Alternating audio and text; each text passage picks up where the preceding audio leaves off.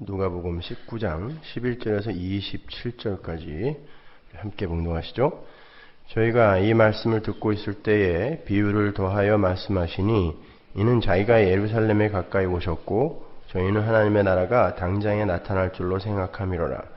가라사대 어떤 귀인이 왕위를 받아 가지고 오려고 먼 나라로 갈 때에 그 종 열을 불러 은 10문화를 주며 이르되 내가 돌아오기까지 장사하라 하니라.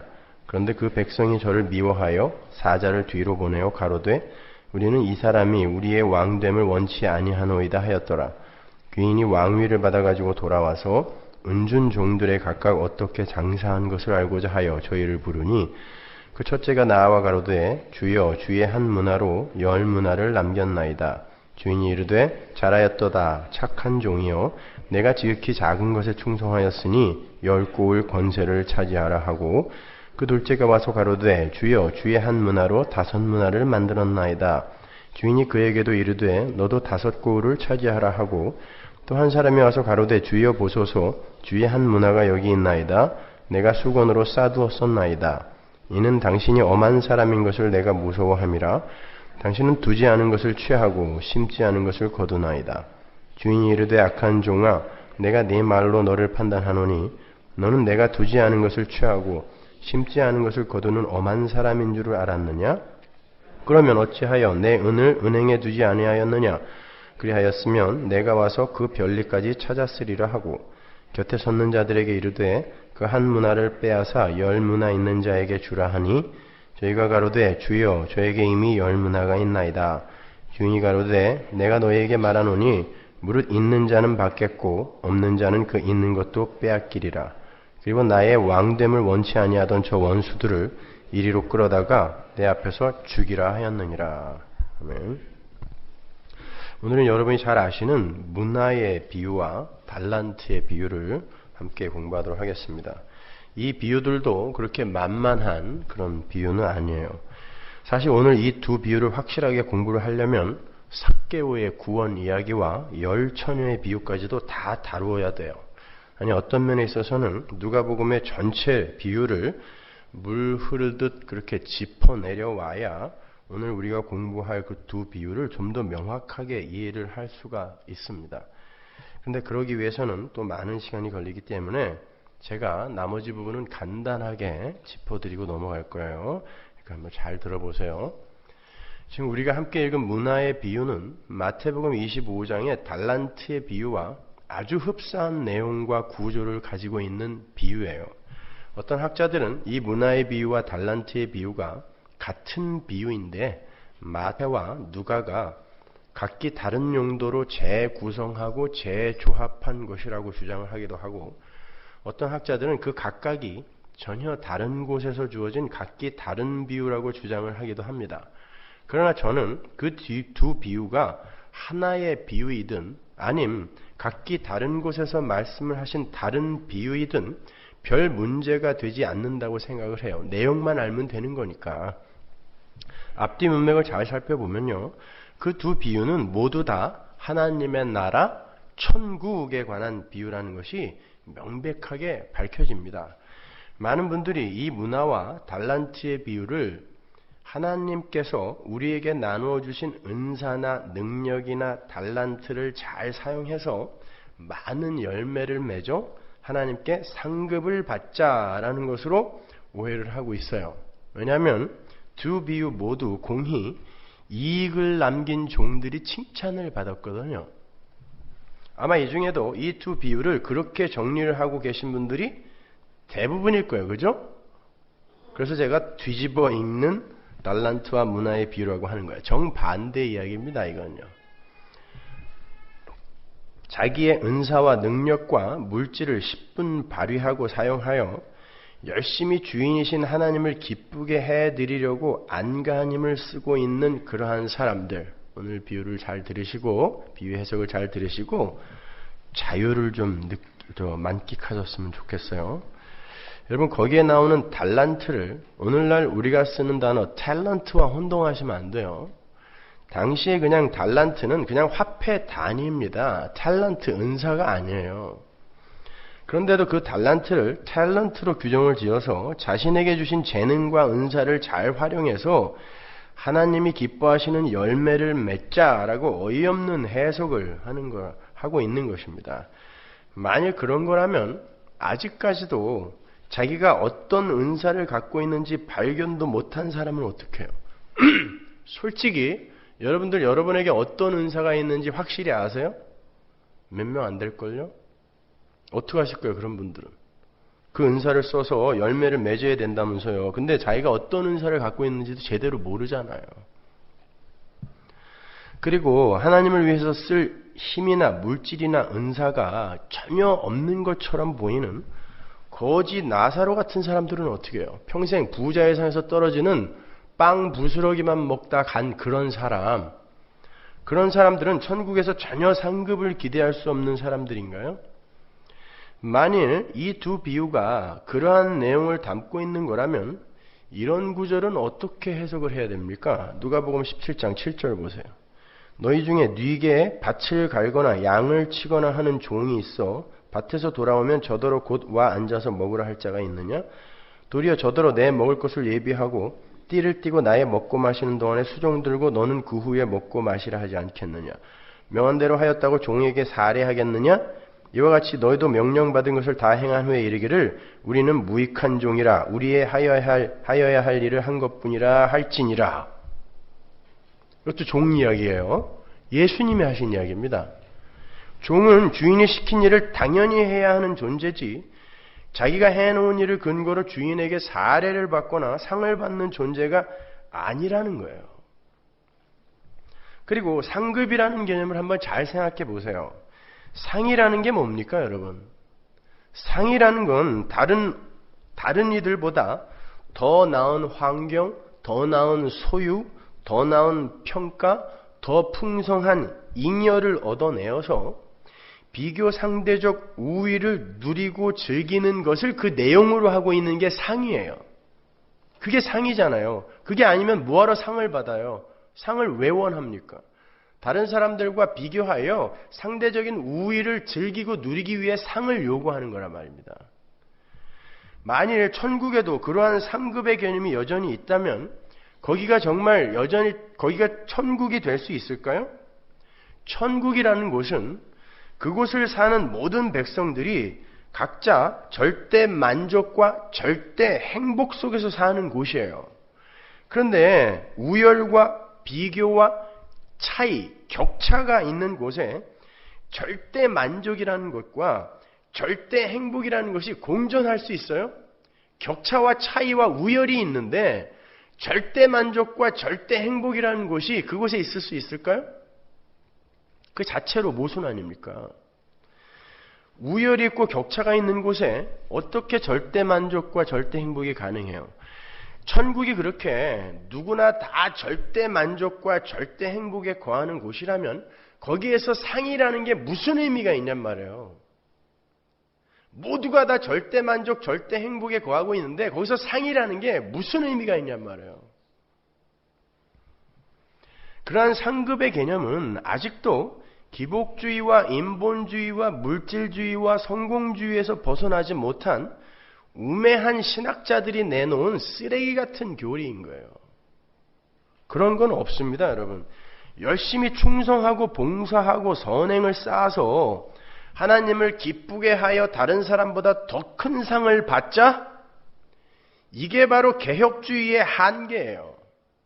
사람들은 요즘 너나 할 것 없이 개혁주의 하는데 개혁주의는 이미 한계점에 다다랐고 너무 많이 타락을 했어요. 저는 오늘날의 개혁주의가 펠라기우스주의나 알메니언주의를 배격하는 듯 하면서도 스스로가 알메니언주의로 다시 빠져들고 있는 것처럼 보여요. 작금의 개혁주의는 제가 지난 수요일도 말씀드린 것처럼 박형룡, 김홍전, 박영선, 로이드 존스, 조나단 에드워드, 아브라함 카이퍼, 벌콥, 클라우니, 보스, 메이첸, 안토니 후쿠마 이런 사람들의 신학에 꽉 갇혀 있어요. 더 이상 은혜와 긍휼로 나가질 못하고 개혁주의 울타리 속에 그냥 갇혀 있어요. 여러분, 기독교 2000년 역사 동안에 수많은 주의들이 나왔는데 그것들이 하나라도 온전한 게 있었습니까? 그런데 개혁주의 안에 갇혀서 하나님의 그 놀라운 은혜와 긍휼을 맛보질 못하는 거예요. 자유를 맛보지 못해요. 오늘 우리는 그 철옹성 같은 개혁주의를 넘어갈 것입니다. 한번 잘 들어보세요. 그렇다면 도대체 이 두 비유에서 이윤을 남긴 종들이 칭찬을 받고 또 여러 고을을 다스리도록 상을 받는 그런 내용은 도대체 무슨 메시지를 담고 있는 것인가 한번 추적을 해보자고요. 먼저 여러분은 이 두 비유가 어떤 공통된 전제로부터 시작이 된다는 걸 주목하셔야 돼요. 문화의 비유에서도 주인이 왕위를 받으러 타국으로 떠나고 달란트의 비유에서도 주인이 타국으로 떠나요. 그리고 주인의 명령을 받은 이들은 모두 종이에요. 슬레이브입니다. 종. 그게 전제예요. 그러니까 주인이 떠난 집에서의 그 종들의 삶, 그것이 두 비유의 주된 내용이에요. 근데 문화의 비유에서는 주인이 타국으로 간 이유가 좀 더 선명하게 그려져 있죠. 누가복음 19장 12절 보세요. 가라사대 어떤 귀인이 왕위를 받아가지고 오려고 먼 나라로 갈 때에 그 종 열을 불러 은 10문화를 주며 이르되 내가 돌아오기까지 장사하라 하니라. 그런데 그 백성이 저를 미워하여 사자를 뒤로 보내어 가로되 우리는 이 사람이 우리의 왕됨을 원치 아니하노이다 하였더라. 주인이 종들에게 돈을 맡기고 타국으로 간 이유는 왕위를 받기 위함이라 그래요. 왕위를 받으러 타국으로 떠난 어떤 귀인의 이야기는 당시 유대인들이 모두 다 익숙하게 알던 이야기였어요.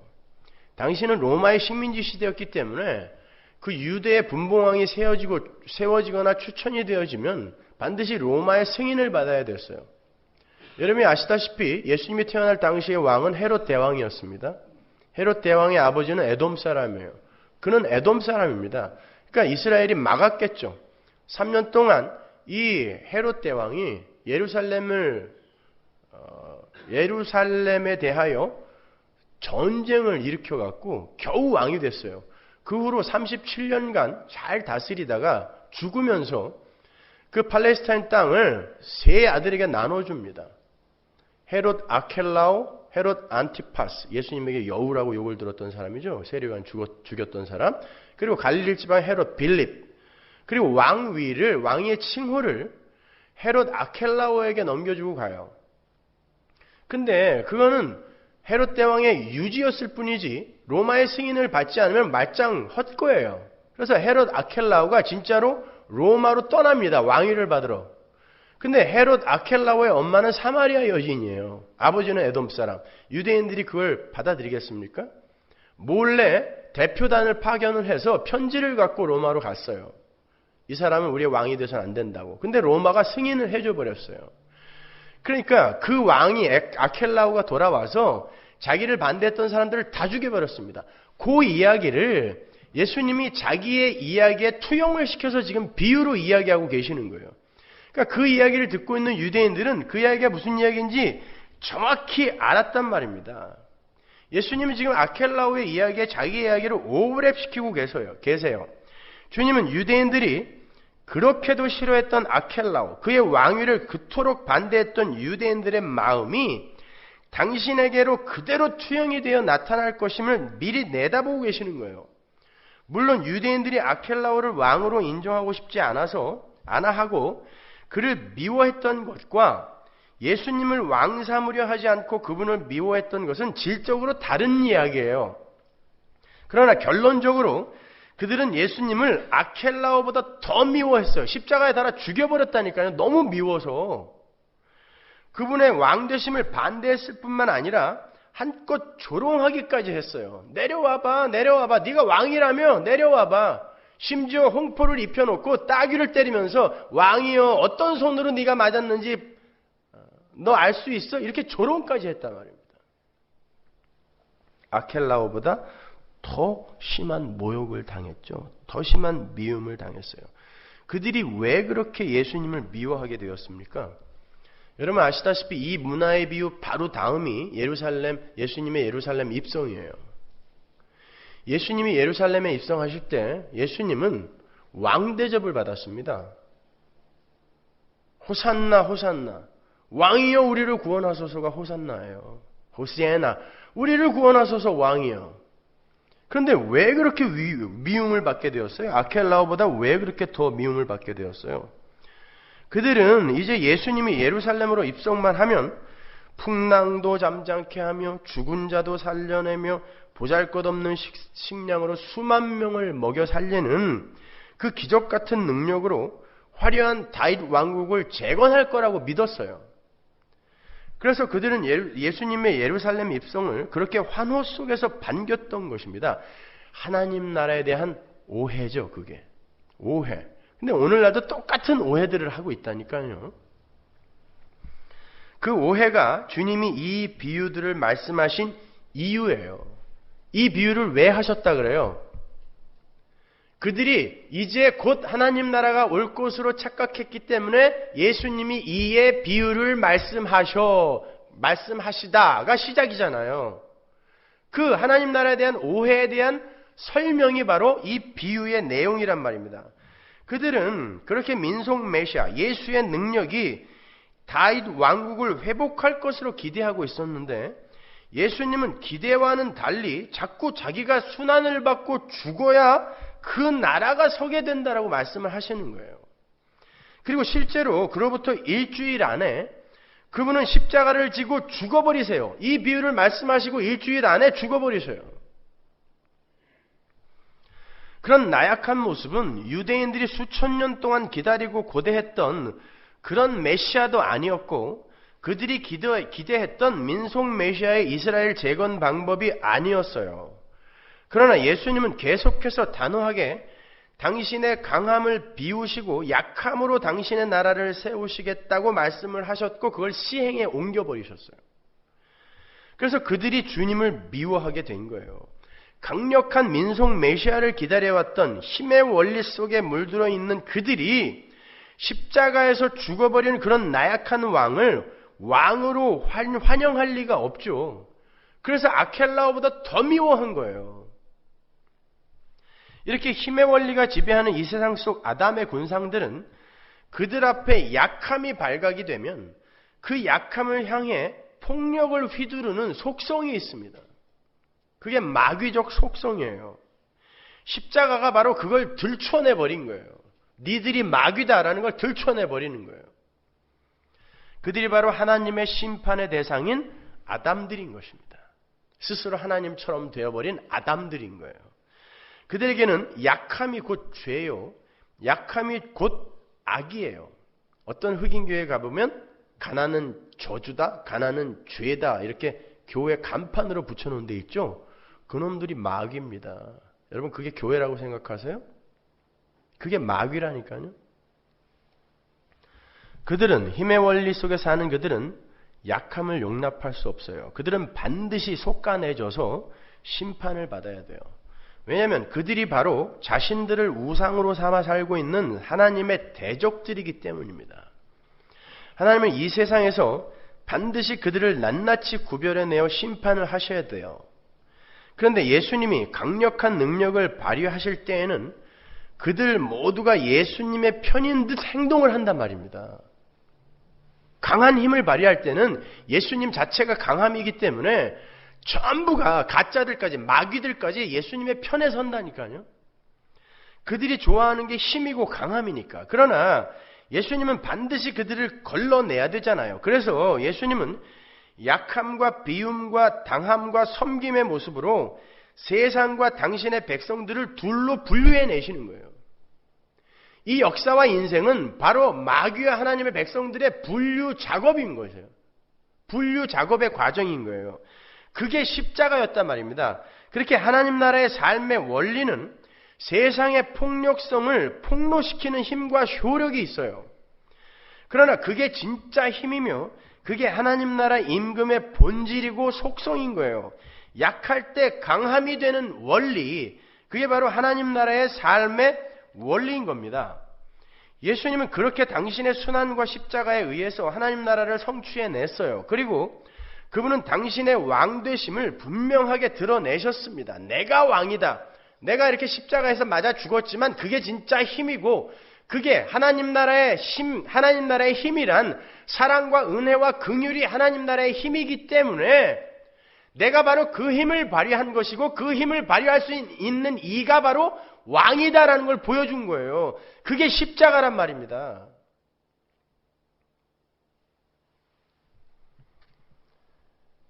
그런데 예수님은 그렇게 당신의 나라를 이루어 놓으시고 훌쩍 하늘로 떠나버리셨어요. 이제 진짜 왕의 부재 상태가 되어버린 거예요. 하나님 나라의 왕이 가시적 세상에서 부재 상태로 보여지게 된 거예요. 뿐만 아니라 하나님 나라 또한 겨자씨와 누룩처럼 감추어져 버렸어요. 하나님 나라의 은닉성이죠. 하나님 나라는 감추어져 있습니다. 하나님 나라의 왕도 감추어져 있어요. 하나님은 그 하나님 나라의 왕과 은닉된 하나님 나라를 창세전에 선택을 받은 하나님 백성들의 믿음으로만 보이게 만들어 버리셨어요. 그래서 그들만 하나님과 하나님 나라의 왕과 하나님 나라를 볼 수 있어요. 그들만. 나머지는 못 봐요. 또다시 하나님 나라의 왕이 그분의 부재 속에서 당신의 약함을 미끼로 던져버린 거예요. 세상에다가. 그 미끼를 덥석 물고 왕이 오긴 어디로 오냐. 그리고 그 왕이 진짜 힘 있는 왕이라면 너희들을 이렇게 놔두겠어? 라는 미끼를 던져버리신단 말입니다. 그걸 물어버린 세상은 끌어올려져서 심판으로 들어가게 되는 거예요. 믿음이 있는 자들은 믿음으로 왕과 나라를 본단 말입니다. 그렇게 분류가 되는 거예요. 힘의 원리 속의 아담적 세상이 그렇게 부재 속에 숨어있는, 은닉되어 있는 하나님 나라의 왕을 어떻게 평가할까요? 베드로서에 나오죠? 베드로후서 3장 3절 보세요. 먼저 이것을 알지니 말세에 기롱하는 자들이 와서 자기의 정욕을 조차 행하며 기롱하여 가로되 주의 강림하신다는 약속이 어디 있느뇨? 조상들이 잔 이후부터 만물이 처음 창조할 때와 같이 그냥 있다 하니. 예수님을 조롱하는 거예요. 세상이. 예수님은 왕도 아니고 다시 오지도 않을 거라는 것입니다. 마음대로 사는 거예요. 그러한 확신 속의 세상이 대표단을 파견해서까지 그분의 왕되심을 반대하는 유대인들 안에서 선명하게 그려지고 있는 거란 말이에요. 비유의 내용을 아시겠어요? 그러나 그분은 강력한 하늘 왕권을 소유한 채 지금 하나님 보좌 우편에 앉아 계세요. 사도행전 2장 35절로 가보세요. 내가 내 원수로 내 발등상 되게 하기까지 너는 내 우편에 앉았으라 하셨도다 하였으니 그런즉 이스라엘 온 집이 정령 알지니 너희가 십자가에 못 박은 이 예수를 하나님이 주와 그리스도가 되게 하셨느니라 하니라. 하나님이 그를 주와 그리스도가 되게 하셨어요. 만물의 왕으로 삼으셨어요. 십자가로 말미암아. 근데 그가 하나님 보좌 우편에 앉아 계세요. 안 오세요. 가시적으로 이 땅에. 언제까지 앉아 있으라 그래요? 원수들을 발등상 되게 하기까지, 원수들의 정체를 완전히 폭로시켜서 그들을 하나님의 대적으로 분류해낼 때까지 예수님은 미끼로 하나님의 부재성과 하나님 나라의 왕의 부재성과 하나님 나라의 은닉성으로 그들에게 미끼를 던지고 계시는 거예요. 결국 그들이 왕을 완전히 무시해버리고 죄인으로 폭로가 될 때 가시적 귀환을 하시는 거예요. 지금 말씀드린 대로 그건 가시적 귀환을 이야기하고 있는 거예요. 예수님은 성령으로 이미 와 계시죠. 그러나 세상 사람들은 믿음이 없기 때문에 그걸 못 느낀단 말입니다. 근데 나중에 그분이 가시적으로 오게 되면 그때 알게 되겠죠. 그 가시적 귀환이 세상의 죄성이 완전히 폭로될 때, 완전히 구별이 되어 버릴 때 이루어지게 된다라는 그런 뜻이에요. 세상은 마음껏 보이지 않는 하늘의 왕을 조롱해요. 그리고 그분을 부인합니다. 그렇게 믿음을 부여받지 못한 세상은 은닉된 하늘 왕을 보지 못하고 그분의 부재 속에서 자기들의 뜻과 야망과 비전을 쫓아서 자신이라는 우상을 섬기며 자신들의 죄성을 낱낱이 폭로당해요. 그게 악한 종들의 모습 안에 들어있는 세상인 거예요. 그게 악한 종들이에요. 오늘 비유에서. 그렇게 원수의 정체가 완전히 드러나게 될 때 하늘 왕의 가시적 재림이 성취되는 것. 마찬가지로 그렇게 예수님의 부재와 하나님 나라의 은닉 속에서 세상의 죄성이 낱낱이 폭로가 될 때 그 세상이 어디에도 있어요? 내 안에도 있잖아요. 그렇게 폭로가 될 때 구원받은 우리 성도 안에 마귀적 성향도 함께 폭로당하도록 되어 있어요. 우리는 우리에게 주어진 하늘 왕의 부재와 하나님 나라의 그 은닉의 기간 동안에 우리의 죄성을 낱낱이 폭로당하고, 그러나 세상과는 달리 하나님께 완전히 항복하는 자로 왕의 귀환을 맞이하게 되는 거예요. 이게 바로 오늘의 비유를 해석하는 아주 중요한 열쇠입니다. 잘 보세요. 하늘 왕의 부재 기간인 말세의 기간 동안에는 끝까지 자기 자신의 배만을 위해 사느라 하늘 왕의 귀환을 조롱하며 자신들의 죄와 악을 완전하게 폭로당하는 세상의 죄인들과 자신들의 마귀적 성향을 완전하게 폭로당하고 하나님 앞에 완전히 항복을 하는 성도로 뚜렷이 이분이 되는 거예요. 둘 다 그들의 어두움과 죄성을 폭로당하기는 마찬가지인데, 한쪽은 하나님을 향한 충성과 순종으로 돌아오게 되고, 다른 한쪽은 계속해서 그 왕의 부재를 조롱하며 여전히 자신의 배를 우상으로 삼는 죄인으로 남게 되는 거예요. 지금 이 역사와 인생은 하나님의 은혜를 떠난 자들의 죄가 폭로되고 드러나는 자리인 거예요. 그 속에서 하나님의 백성들은 자기 부인을 이루게 되고 하나님께로 돌아서는 것이고, 나머지들은 끝까지 하나님을 조롱하다가 영원한 사망으로 들어가게 되는 것입니다. 그리고 그건 이미 하나님의 편애 속에서 창세전에 이미 갈라져 있는 거예요. 그걸 예정이라 그래요. 그걸 하나님의 편애, 하나님의 선택이라고 하는 거예요. 여러분 보세요. 이런 얘기하면은 굉장히 분노하는 사람들이 있는데 그들이 개혁주의자들입니다. 개혁주의가 어디서 나온 거예요? 칼빈에서 나왔는데 존 칼빈의 예정론을 10%도 이해하지 못하고 있는 거예요. 존 칼빈의 예정론이 뭔지도 모르면서 개혁주의 하고 있다니까요. 개혁주의라는 건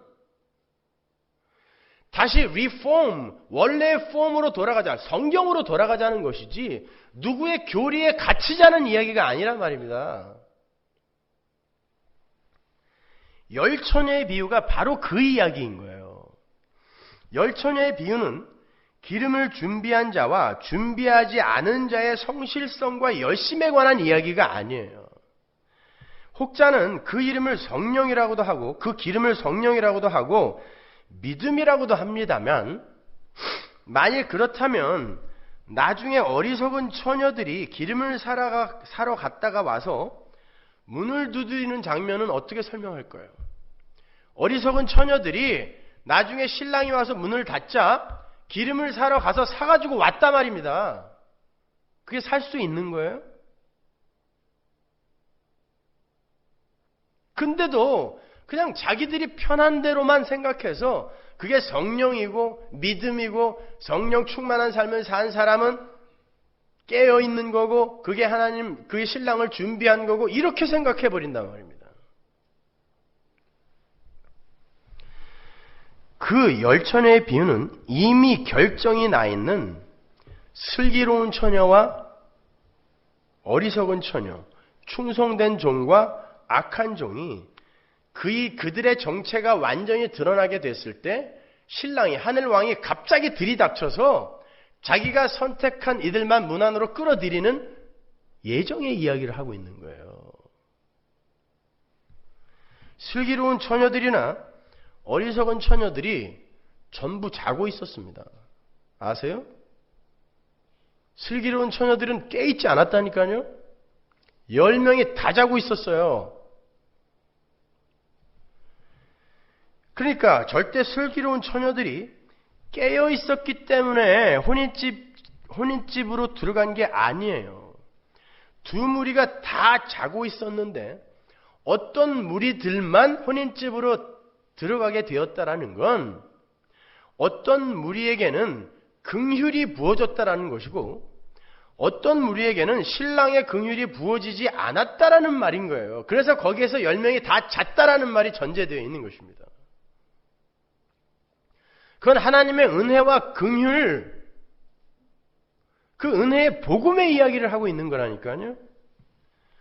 슬기로운 처녀들은 기름을 준비했기 때문에 잔치집에 들어간 게 아니라 신랑의 긍휼 때문에 잔치집으로 들어간 거예요.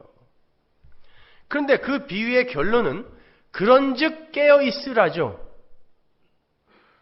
그 말은 우리에게 깨어있음의 정의를 다시 한번 생각하게 해주는 말인 거예요. 분명히 함께 자고 있던 자들이 신랑의 긍휼을 입어 잔치집에 들어가게 됐는데 그들을 깨어있던 자로 인정을 해주셨다는 것에서 우리는 깨어있음이란 우리 쪽에서의 열심과 성실에서 격발이 되는 게 아니라 신랑 측에서의 긍휼과 은혜에서 비롯되는 것임을 알 수 있게 되는 거예요. 그게 깨어있음이란 말입니다. 따라서 슬기로운 5 처녀가 준비한 기름은 바로 하나님의 긍휼과 하나님의 은혜와 하나님의 열심, 하나님의 선물을 가리키는 거예요. 그게 창세전에 주어졌던 이들은 그들이 비록 세상 속에서 자고 있고 졸고 있다 할지라도 하나님의 마지막 때가 되면 잔치집으로 끌려 들어가게 되는 거예요. 하나님의 긍휼에 의해서, 은혜에 의해서. 그들은 언제 올지 모르는 신랑이 이미 와 있는 것처럼 신랑의 부재 속에서 신랑의 존재를 의식하는 삶을 살게 된다라는 거예요. 그들은 세상 사람들처럼 졸 수도 있고 잠이 들 수도 있어요. 그러나 신랑은 반드시 그들을 깨워서 잔치집으로 데리고 들어가는 거예요. 반면에 준비가 되어 있지 않은 하나님의 편에 밖에 있는 이들은 그들의 정체가 폭로되자마자 문을 닫아 걸어버리는 것입니다. 하나님은 이렇게 극심한 편애 속에서 당신의 백성들을 사랑하세요. 당신의 백성들만 사랑하세요. 그들만 바라보신단 말입니다. 그렇다면 당신의 하나님의 편애 속에 들어있는 하나님의 백성들이 왕의 부재와 왕의 나라의 은닉 속에서 깨어있는 삶을 산다는 것은 어떻게 사는 것을 말하는 걸까요? 그게 다 긍휼이고 은혜고 선물이라면 어떻게 사는 게 깨어있는 삶이고 어떻게 사는 게 주인이 준 것으로 이윤을 남기는 삶이냔 말이에요. 그걸 성경은 분명히 우리에게 요구하고 있잖아요. 어떤 게 주인에게 칭찬을 받는 삶입니까? 멍하니 있으면 되는 거예요? 달란트와 문화의 비유에서 달란트와 문화는 주님의 부재 속에서 주님이 자기 백성들에게 주시는 주님과 백성들 간의 접촉점이에요. 주인의 부재 속에서 주인과 백성들이 접촉할 수 있는, 주인과 종이 접촉할 수 있는 접촉점이란 말입니다. 달란트와 문화가. 그 접촉점은 다름 아닌 주인의 명령, 주인의 말씀, 주인의 언약인 거예요. 주인이 말 한마디 딱 남기고 가버렸다니까요. 근데 그 말을 꼭 붙들고 그 말에 충성하는 삶을 사는 거예요. 종들이. 우리 왕은 우리에게 다시 오신다는 말씀 하나 남기고 떠나셨어요. 왕위를 받으러 떠나셨단 말입니다. 하나님 나라 보좌 우편에 앉아 계세요. 그 왕위를 받아가지고. 그리고는 이 세상의 죄가 완전히 폭로될 때까지 안 오신단 말이에요. 가시적 귀환을 하지 않으세요. 비유에 나오는 주인들도 마찬가지예요. 그렇게 성도들은 바로 그 주님이 남기고 가신 주님의 말씀과 언약을 붙들고 그분이 다시 오셔서 영원한 나라의 왕노릇 하실 그날을 기다리며 사는 사람들인 거예요. 바로 그러한 성도의 삶이 투영되어 있는 게 주인이 남긴 것을 가지고 주인의 말에 순종하고 있는 종들의 모습인 거예요. 지금 속으로 그것 봐요. 그러니까 장사해서 남겨야죠. 여러분 자꾸 종들이 무언가 이윤을 남겼다는 결과에 집착하지 마세요. 그들이 얼마를 남긴 것은 하나도 중요하지가 않아요. 그보다는 그들이 주인의 말을 듣고 장사를 했다라는 게 중요한 거예요.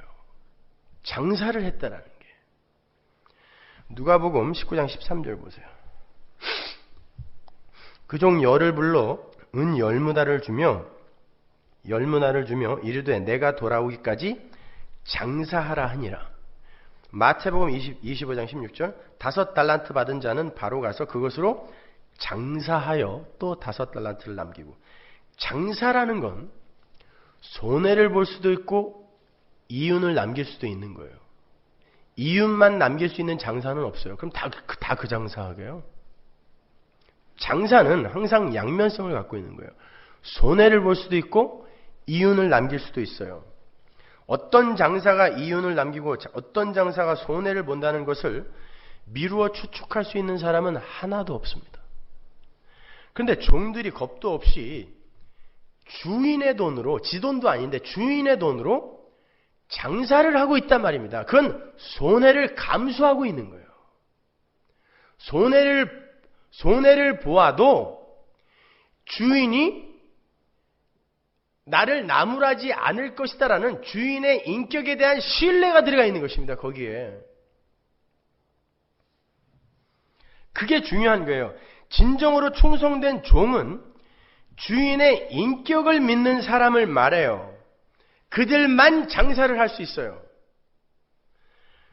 주인이 자신의 충성을 인정해 줄 것을 아는 거예요. 자신이 주인이 시킨 장사를 통해서 자신이 이윤을 남기던 손해를 보던 주인은 자신의 충성을 인정해 줄 것이다를 아는 것, 그게 충성된 종이란 말이에요. 그들이 장사를 할 수 있단 말입니다. 그들에게는 자신이 이윤을 남기면 주인과의 관계가 더욱 돈독해질 것이며 자신이 장사를 해서 손해를 보면 주인과의 관계가 더욱 서먹해질 것이라는 우려가 없단 말입니다. 그들이 장사를 할 수 있단 말입니다. 악한 종은 장사 못해요. 손해보면 큰일 나거든요. 악한 종은 장사 못합니다. 그게 악하고 게으른 종인 거예요. 심지어 조라도 주인은요, 우리가 얼마만큼 이윤을 남겼느냐에는 전혀 관심이 없어요.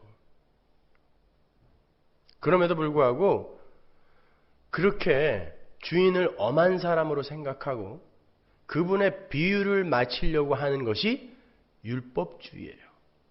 그게 행위라는 것입니다. 주인은 그들이 남긴 이윤에 관심이 있는 게 아니라 그들이 주인의 말에 어떻게 충성했는가를 귀하게 여겨요. 심지어 졸아도 자고 있어도 그들은 주인에게 칭찬을 받아요.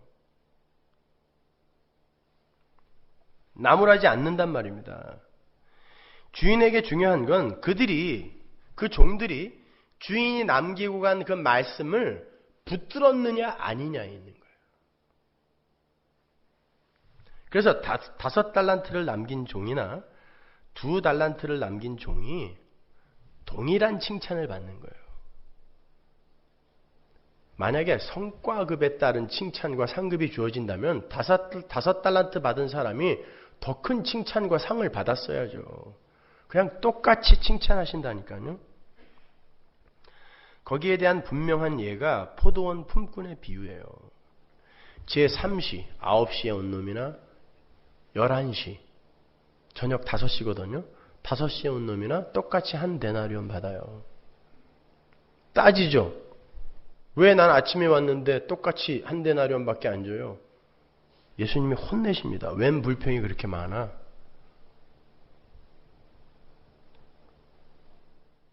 그들이 얼마만큼의 시간을 투자하고 얼마만큼의 열매를 맺었는가에 따라서 상 안 준다니까요.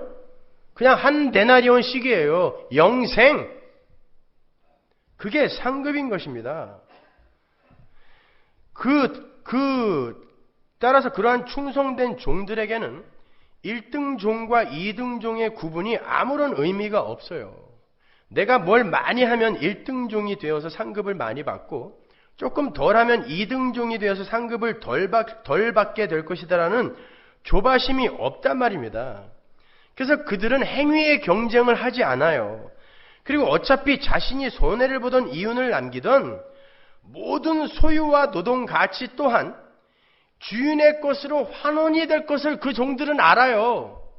자기들이 아무리 열심히 해도 그게 요만큼이라도 자기들 것이 되지 못한다라는 것을 충성된 종들은 안단 말입니다. 그래서 그들은 그 행위의 다소에 절대 집착하지 않아요. 욕심 부리지 않아요. 그냥 다만 충성을 할 뿐이에요. 안 되면 하나님 앞에 또 엎드려 버리는 거예요. 그 종들의 개인적 성취 정도는 주인의 칭찬에 아무런 근거로 작용할 수 없는 거예요. 그러니까 여러분이 착한 일을 얼마나 많이 했는가, 헌금을 얼마나 많이 했는가, 이런 거 갖고 자랑하지 마세요. 하나님은 그걸로 칭찬하지 않으세요. 설사 평생 착한 일을 한 번도 못했다 할지라도 그것 때문에 내 주인이 이런 말씀을 남기고 가셨는데 나의 이런 모습 때문에 평생 그 주인에게 면목 없는 삶을 산 사람이 실제로 주인이 있는 것처럼 산 사람이에요. 오히려. 자, 그러나 그 주인의 긍휼과 은혜를 알지 못하는, 다른 말로 주인을 믿지 못하는 종은 어떻겠어요? 주인이 어떤 존재인지를 모르는 종은 어떻게 하겠습니까? 함부로 장사 못해요. 왜냐하면 그는 주인의 긍휼과 은혜를 믿지 않았기 때문에 손해는 바로 주인의 꾸중으로 이어질 것이다 라는 그런 생각을 갖고 있기 때문에 절대 장사 못해요. 그게 율법주의며 인본주의예요. 그들은 절대 주인의 말을 이행할 수 없어요. 장사, 손해를 봐도 이윤을 내도 괜찮은 주인의 그 넓은 은혜의 품속에 들어있는 자유의 복음, 그들은 그걸 못 받아들인단 말입니다. 그래서 땅에 묻어둘 수밖에 없는 거예요. 그들이 할 수 있는 게 뭐겠어요? 절대 손해는 보지 말아야겠다는 결연한 의지로, 주인의 비율을 맞춰야겠다는 결연한 의지로 자신의 힘과 지혜를 사용하여 주인의 뜻과는 다른 행동을 해버리는 거예요. 그게 달란트와 문화를 수건에 싸서 땅에 묻어둔 종의 모습인 것입니다.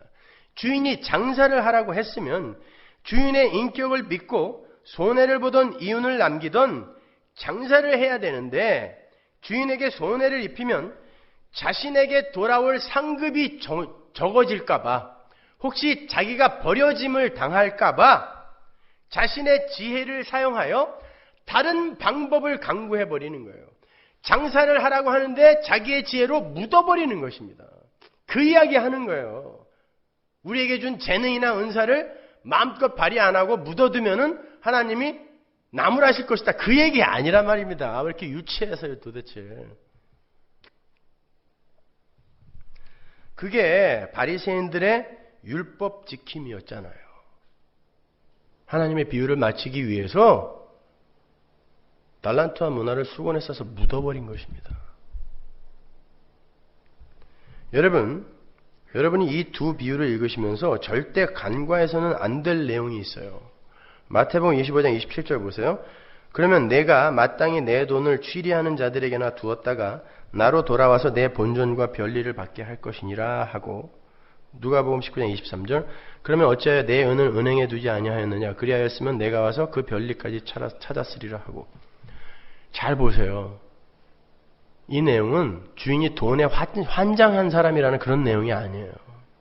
왜 은행에 안 넣어놨냐, 왜 이자 놓는 사람들에게 안 줬냐, 이 이야기는 주인이 돈에 환장한 사람이라는 뜻이 아니라 그 돈 자체는, 주인이 남기고 간 그 돈은 그 자체로 저절로 이윤이 생기게 되어 있는 것이라는 걸 보여주는 거예요. 그냥 은행에만 넣어놔도 이윤이 생겨버리는 그런 힘과 효력을 갖고 있는 게 주인이 남기고 간 것이란 뜻이에요. 근데 그걸 묻어놓으면 어떻게 되냐는 말이라는 거예요.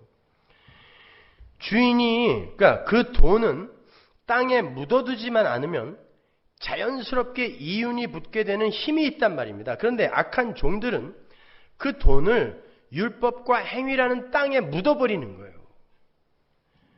그 말은 다른 말로 하나님의 진짜 종들은 그들의 현실과 그들에게 나타난 현상들이 어떠한 모습을 띈다고 해도 절대 이 땅에서 손해볼 수 없는 삶을 살게 된다라는 말인 거예요.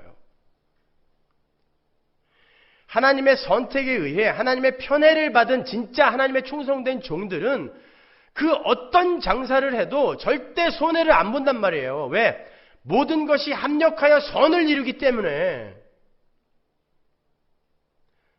그래서 충성된 종들이 다 남긴 거예요. 그들이 장사 수완이 좋아서가 아니라 하나님이 애초에 남을 수밖에 없는 것을 주고 간 거예요. 그 장사는 주인이 주관하고 있는 장사이기 때문에 그런 것입니다. 여러분은 이윤을 남길 수밖에 없는 존재들인 거예요. 그래서 그 주인의 말씀, 그 말씀에 순종하면서 열심히 살기만 하면 되는데 자기가 자꾸 뭐를 해서 그 주인의 비유를 맞추려고 그래. 왜? 무서우니까. 주인이 사랑의 주인이라는 걸 모르니까 무서워서 두려워서 주인의 비유를 맞추려고 그래요. 그게 행위예요. 그게 도덕이고 율법인 것입니다. 개혁주의가 지금 그걸 주장하고 있다니까요.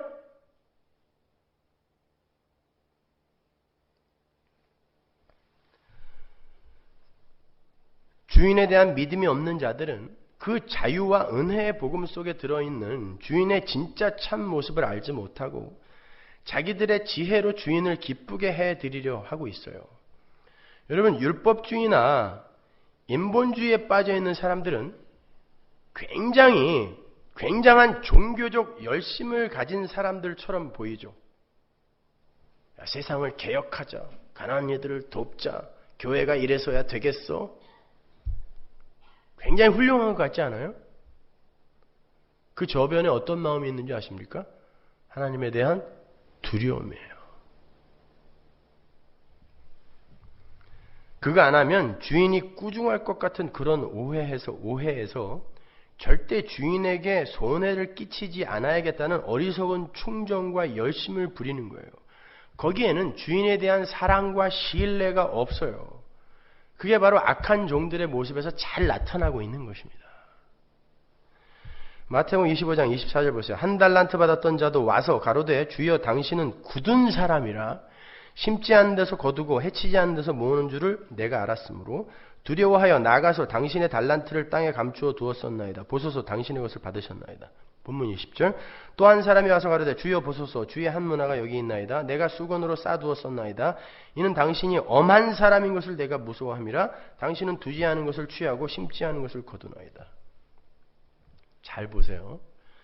게으르고 악한 종이 주인을 어떻게 묘사를 하고 있습니까? 심지 않은 데서 거두고 두지 않은 것을 취하고 해치지 않은 데서 모으는 분이라 그래요. 무에서 유를 구하는 분. 이게 무슨 법칙이에요? 창조의 법칙입니다. 악한 종이 하나님의 창조의 법칙과 능력을 알고 있단 말입니다. 심지 않은 데서 거둘 수 있는 힘이 있는 하나님을 알고 있어요. 그런데 그 하나님을 두려움의 하나님으로, 엄한 하나님으로, 굳은 하나님으로 생각하고 있어요. 그게 율법주의예요. 그게 바리새인인 것입니다. 하나님의 법도 알고 그분의 능력도 알아요.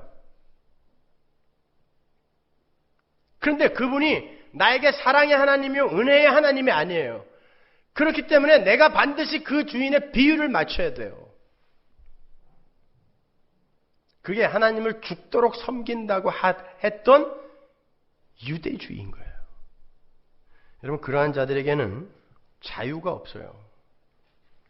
그렇게 주인의 법을 오해한 자들은 주인마저도 오해를 하게 되고 평생 무거운 짐을 지고 살게 되는 거예요. 그리고는 고작 내놓는 것이 자기 지혜, 자기 뜻으로 쌓아놓은 자기 의밖에 없는 것입니다. 그게 수건에 쌓아놓은 한 달란트요, 한 문화인 것이고 그 사람들이 바로 바리새인들인 거예요. 그렇다면 주인의 말씀에 순종하여 이윤을 남긴 종의 삶, 그 속에서의 그 이윤은 무엇이겠어요? 이윤. 우리가 남겨야 할 이윤. 주님은 우리 성도들이 이 역사와 인생 속에서 어떤 열매를 맺기 원하세요? 어떤 이윤과 유익을 남기시길 원하죠? 자기 부인의 열매입니다. 그 부인된 그릇 속에 당신의 생명력을 가득 채워 하나님의 백성으로 살 수 있게 만드는 거, 그게 진짜 열매거든요. 그 열매 이외에 다른 열매는 이 세상에서 우리가 다 하나님 나라 갈 때 다 두고 갈 거예요. 그 열매를 왜 맺으라고 하겠습니까? 그 열매가 아닌 거예요, 여러분. 바로 이 열매죠. 요한복음 12장 24절. 내가 진실로 진실로 너에게 이르노니 한 알의 밀이 땅에 떨어져 죽지 아니하면 한 알 그대로 있고 죽으면 많은 열매를 맺느니라. 자기 생명을 사랑하는 자는 잃어버릴 것이요 이 세상에서 자기 생명을 미워하는 자는 영생하도록 보존하리라. 사람이 나를 섬기려면, 주인을 섬기려면 나를 따르라. 주인을 따라야 되는데 나 있는 곳에 나를 섬기는 자도 거기 있으리니. 나 있는 곳이 어디예요? 한 알의 밀알이 떨어서 땅에 죽은 자리예요. 그 자리에 너희들도 나와 함께 있어야 너희가 나를 섬기는 거야. 멀리 떠난 주인을 섬기는 것은 바로 그 삶인 거야 라고 우리를 죽음의 자리로, 빼앗김의 자리로, 비움의 자리로 초청하고 있단 말입니다. 거기에서 열매를 맺게 한다는 거예요. 거기에서 진짜 열매가 맺어진다는 거예요. 근데 그 열매는 우리를 대신하고 대표하여 죽으신 예수라는 밀알에 의해 이미 맺혀졌고 가시적으로도 이제 맺혀지게 되는 거거든요. 요한복음 15장 4절 보세요. 내 안에 거하라. 나도 너희 안에 거하리라. 가지가 포도나무에 붙어있지 아니하면 절로 과실을 맺을 수 없음 같이 너희도 내 안에 있지 아니하면 그러하리라. 나는 포도나무요 너희는 가지니 저가 내 안에 내가 저 안에 있으면 이 사람은 과실을 많이 맺나니 나를 떠나서는 너희가 아무것도 할 수 없습니다. 그 열매를 누가 맺는다 그래요? 포도나무가 맺는다 그래요. 가지가 맺는다고 하지 않는다 말입니다. 그러니까 깨어있었던 슬기로운 처녀가 갖고 있던 기름은 누구다? 하나님의 은혜요 긍휼인 거예요. 그 하나님이 맺은 열매가 기름으로 들려있던 거고 그 기름을 들고 있는 자가 졸고 있었음에도 불구하고 하나님 나라로 끌려 들어가는 것입니다. 그게 은혜의 복음이라는 거예요. 뭘 준비한다는 거예요? 기름을 어떻게 준비하실 건데요? 성령을 준비해요? 믿음을 준비합니까? 선행을 쌓아요? 성경은 예수와 십자가, 은혜, 긍휼이라니까요. 거기에서 한치라도 벗어나면 다 가짜입니다.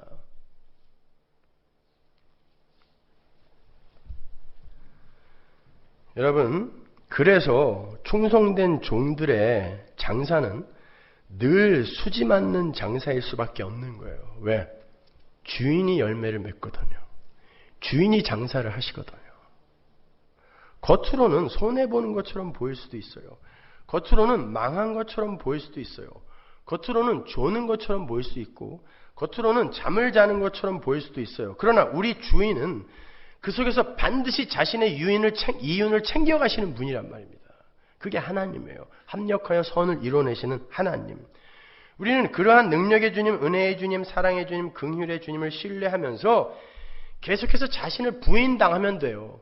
내가 부인을 당하면 당할수록 예수라는 열매가 내 안에서 맺혀지는 것입니다. 그게 우리가 남겨야 할 이윤인 거예요. 거기에서 자기 사랑이 벗겨지고 비로소 그 자기에게만 향해 있던 사랑이 이웃과 하나님에게로 옮겨지는 거예요. 그게 주인을 섬기는 거예요. 주인께 충성하는 거예요. 그게 내가 부인 되어져 가는 게. 달란트의 비유나 문화의 비유에서 종들이 남긴 이윤을 종들이 챙겼습니까? 아니죠. 종들이 남긴 이윤은 전부 주인이 챙겨갔어요. 뺏어갔습니다. 한 푼도 종들에게 안 줬어요. 종들은 빼앗기는 거예요. 하나님에게 빼앗기는 것입니다. 종들은 주인의 말씀을 듣고 그 주인이 현존하고 있는 것처럼 매 순간 자신의 것을 빼앗기는 삶을 산 것뿐이에요. 종들은요, 자신들의 힘과 노력과 시간을 빼앗기면서, 엄밀히 말하면 주인에게 빼앗기면서, 주인이 한 말을 듣느라고 빼앗기면서 주인이 원하는 열매를 맺다가 장사를 하다가 결국에는 주인이 오니까 다 빼앗기는 거예요. 자기의 시간과 자기의 힘을 계속 빼앗기다가 장사를 하면서 빼앗기다가 주인이 오면 다 빼앗기는 게 성도의 장사인 것입니다. 그게 충성된 종이에요. 그렇게 자기 주장, 자아숭배, 자기 사랑, 옛사람, 세상 힘에 대한 집착, 중독 등을 하나하나 빼앗기다가 장사하다가 결국 주인에게 몽땅 뺏기고 주인이 주시는 상으로만 살아가는 것, 10고을, 5고을 상으로만 살아가는 게 성도의 삶이며 그게 하나님 나라다를 보여주는 거예요. 그래서 이 비유가 둘 다 이 비유는 하나님 나라에 관한 것인데로 시작이 되는 것입니다. 하나님 나라는 자기의 은사와 재능을 사용하여 뭘 준비하는 거예요? 업적을 쌓는 거예요? 아니잖아요. 그런데 그 충성된 종들에게 주신 상이 뭐예요? 아직도 해결해야 할 문제가 하나 있죠. 10고을, 5고을을 줬단 말입니다. 10문화 남긴 사람에게 10고을, 5문화 남긴 사람에게 5고을. 성과에 따라 차등 있는 상급을 제공한 거죠, 분명히. 달란트의 비유에서는 칭찬만 받지만 문화의 비유에서는 10고을, 5고을을 다스리는 권세를 주세요. 우리가 이 땅에서 하나님의 말씀에 열심히 충성을 하면 천국에서도 우리에게 10고을, 5고을을 다스리는 권세가 주어진다? 이렇게들 많이 알고 있는데 여러분 오늘 본문의 바로 앞장인 누가복음 18장을 보면 예수님께서 삭개오를 건지고 문화의 비유를 말씀하시기 바로 전에 그게 다 여리고에서 있었던 일이거든요. 여리고 넘어가면 예루살렘이니까. 그렇죠? 여리고에서 있었던 일인데 그 여리고에서 소경 바디메오를 고치세요. 그게 다 하나로 연결되는 이야기인 거예요. 하나님의 백성은 어떻게 구원을 받으며 하나님 나라는 어떻게 이루어진다가 바디메오를 고치시고 삭개오를 구원하시고 이 문화의 비유로 이어지면서 하나로 일관성 있게 그 내러티브가 연결이 되는 거거든요. 그건 다 오늘 설명을 못 해드리니까. 근데 그 바디메오를 고치기 바로 전에 어떤 일이 있었는지 아세요? 야고보와 요한이 엄마하고 예수님에게 찾아가서 이제 곧 예루살렘에 주님이 들어가게 될 텐데 그러면 이제 하나님 나라가 완성이 될 거 아닙니까? 그때 하나는 좌하고 하나는 우하게 해주세요. 나쁜 놈들이죠. 그죠? 제자들이 다 있었는데 그랬어요. 제자들이 크게 화를 냈다고 합니다. 왜냐하면 자기들도 원하는 게 그거였거든요. 그러니까 화를 낸 거예요. 그러니까 그들이 하나님 나라를 오해하고 있었던 거죠. 그때 주님이 뭐라 그래요? 한번 볼까요? 마가복음 10장 42절 보세요. 예수께서 불러다가 이르시되 이방인의 소위 집권자들이 저희를 임의로 주관하고 그 대인들이 저에게 권세를 부리는 줄을 너희가 알거니와 너희 중에는 그렇지 아니하니 너희 중에 누구든지 크고자 하는 자는 너희를 섬기는 자가 되고 너희 중에 누구든지 으뜸이 되고자 하는 자는 모든 사람의 종이 되어야 하리라. 인자의 온 것은 섬김을 받으려 함이 아니라 도리어 섬기려 하고 자기 목숨을 많은 사람의 대속물로 주려 함이니라. 주님은 다른 이들을 다스리는 사람이 되게 해달라는 제자들에게 그런 권세를 달라고 하는 제자들에게 세상의 통치자와 하나님 나라의 통치자가 어떻게 다른지를 설명해 주세요. 세상의 다스림은 강자가 약자 위에 군림하는 다스림이에요. 그러나 하나님 나라의 다스림은 강자가 약자를 섬기는 다스림이라는 거예요. 왕인 내가 너희들을 섬기러 왔다라는 것입니다. 그게 하나님 나라의 다스림이라는 거예요. 그게 하나님 나라의 왕노릇이라는 거예요. 그리고 바로 이 문화의 비유가 이어지는 거예요. 여러분 이 문화의 비유에서 한 문화를 가지고 10문화를 남긴 이에게 어떤 상이 주어져요? 10고을을 다스리는 권세가 주어져요. 무슨 말이에요? 10고을을 섬기는 권세가 주어진다는 뜻입니다. 이해가 가세요? 이 세상에서 우리가 많이 빼앗기면 빼앗길수록 우리의 삶 속에서 섬김의 삶이 성취가 되는 거예요. 그게 상인 것입니다. 어떻게 더 잘 설명해요? 이걸? 그게 상인 거예요. 이렇게 성도가 이 땅에서 남겨야 하는 이유는 빼앗김입니다. 자기 부인인 거예요. 근데 재능과 은사로 업적을 쌓아서 하나님께 상을 받겠다고요? 그런 소리 하지 마세요. 하나님이 그들을 향해 이 독사의 새끼들아 라고 이야기를 했다는 걸 잊지 마십시오. 자, 이 비유가 이제 명쾌하게 이해가 가십니까? 여러분, 우리 성도는 모두 충성된 종이에요. 그렇게 결정되어져 있어요. 하나님 편애 속에 들어있는 슬기로운 다섯 처녀인 거예요, 우리가. 우리의 삶은 반드시 이윤을 남기게 되어 있어요. 우리는 점점 우리를 비워내고 다른 이들을 위해 손해와 상함을 감수하며 이웃을 섬기고 하나님을 섬기며 사랑하는 자로 지어져 가게 되어 있어요.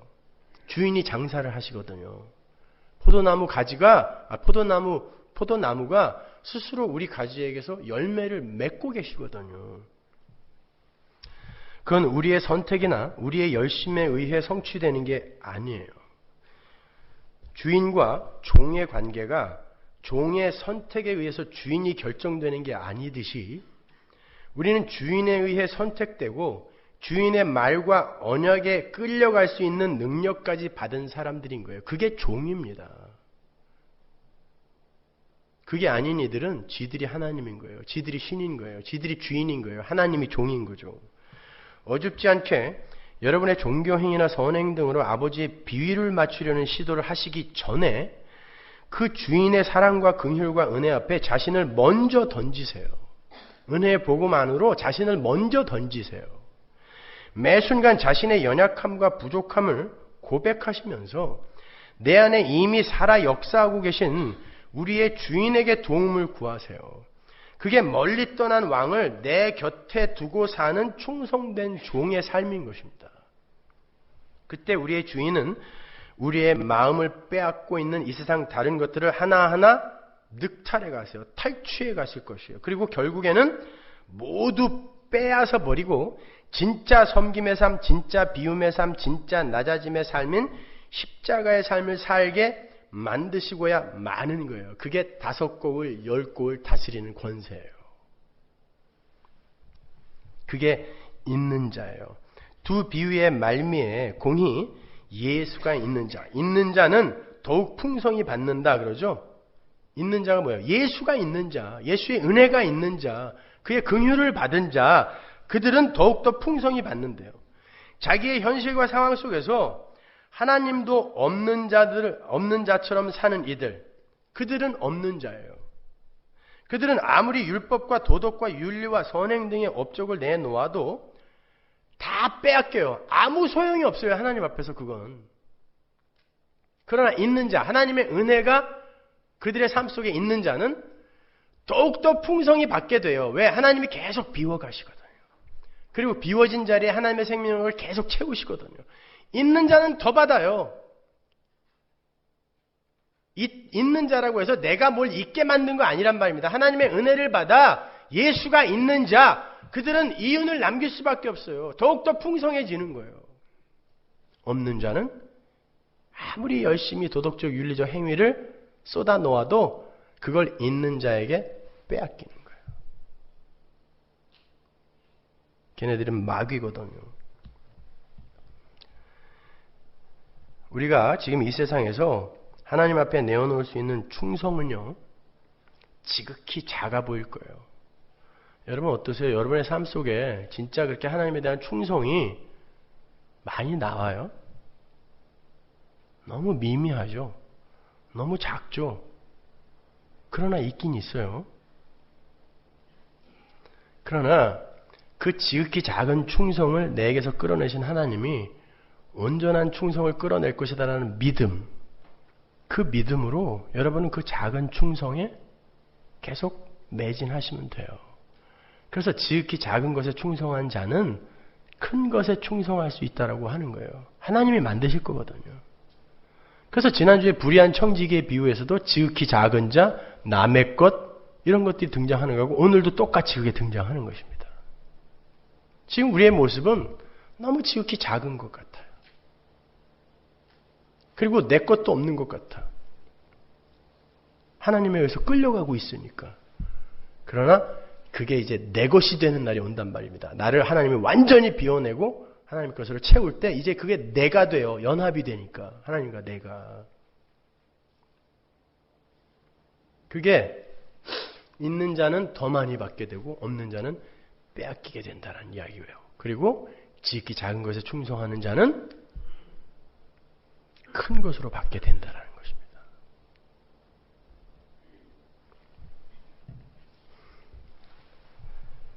그렇게 지극히 작은 것과 남의 것에 충성된 삶을 살다 보면 지극히 큰 것과 내 것이 나에게 주어져 완성이 되는 날이 반드시 오게 될 거예요. 이게 달란트와 문화의 비유 속에 들어있는 예수 그리스도의 복음인 겁니다. 빼앗기세요. 계속 부인당하세요. 그게 여러분의 장사입니다. 그리고 여러분이 남기는 열매고 이윤이에요. 그게 여러분이 맺으실 열매고 여러분이 장사해서 남겨야 할 이윤이고 하나님이 칭찬하실 유일한 업적이에요. 열심히 부인당하셔서 10골, 5골 섬기는 그런 훌륭한 하나님의 백성들이 되십시오.